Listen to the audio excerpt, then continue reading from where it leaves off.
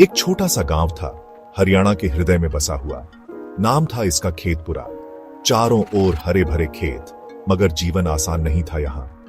इसी गांव में रहता था राजू, अपने माता पिता और छोटी बहन के साथ। एक कच्चे मकान में उनका छोटा सा संसार था। पिताजी खेतों में मजदूरी करते, माँ दूसरों के घरों में काम करती।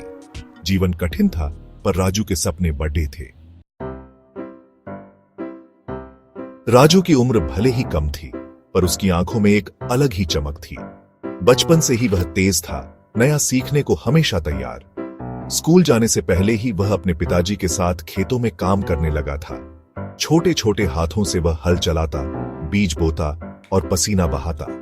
पर उसके मन में एक जिज्ञासा हमेशा रहती, कब वह भी स्कूल जाएगा, कब पढ़ेगा, कब अपने गांव का नाम रोशन करेगा।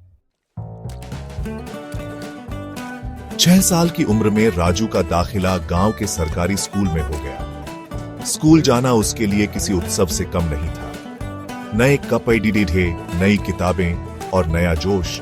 राजू स्कूल जाने के लिए हर रोज उतावला रहता।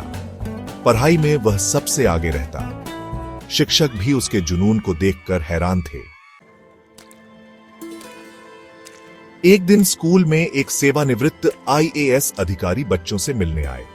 उन्होंने अपनी कहानी सुनाई, देश की सेवा करने की बात कही। राजू उनकी बातें ध्यान से सुन रहा था। उस दिन उसके मन में एक नया सपना पनपा।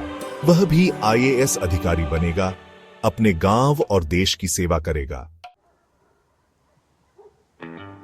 राजू ने ठान लिया था कि उसे UPSSC की तैयारी करनी है। अब उसके लिए किताबें ही उसकी दुनिया थी।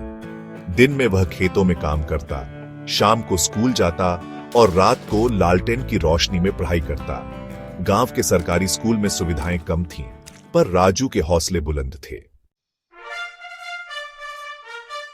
राजू की लगन देखकर गांव के लोग भी उसकी मदद करने लगे। स्कूल के शिक्षक उसे मुफ्त में पढ़ाते। कुछ लोग उसे पुरानी किताबें और नोट्स देते। धीरे धीरे पूरा गांव राजू के साथ था। सबकी दुआएं उसके साथ थीं। 10वीं के बाद राजू शहर चला गया। वहां उसने अपनी पढ़ाई जारी रखी और साथ ही एक छोटी मोटी नौकरी भी करने लगा।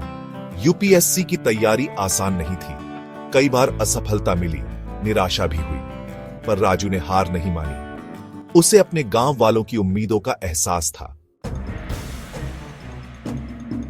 आखिरकार वह दिन आ ही गया जिसका राजू को बेसब्री से इंतजार था। कड़ी ही मेहनत और लगन के बाद उसने UPSC की परीक्षा पास कर ली। उसकी खुशी का ठिकाना न रहा। अपने माता पिता के आशीर्वाद से उसने IAS अधिकारी बनने का सपना पूरा कर लिया था। IAS बनने के बाद राजू अपने गांव वापस लौटा। अब उसकी पहचान एक सफल अधिकारी की थी, पर उसके अंदर का वह छोटा सा राजू आज भी जिंदा था।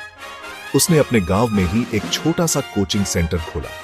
अब वह गरीब बच्चों को मुफ्त में पढ़ाता, ताकि वे भी अपने सपनों को साकार कर सकें। राजू की कहानी साबित करती है कि अगर मन में कुछ करने की चाहत हो, तो मुश्किलें कितनी भी बड़ी क्यों ना हो, रास्ते जरूर खुलते हैं।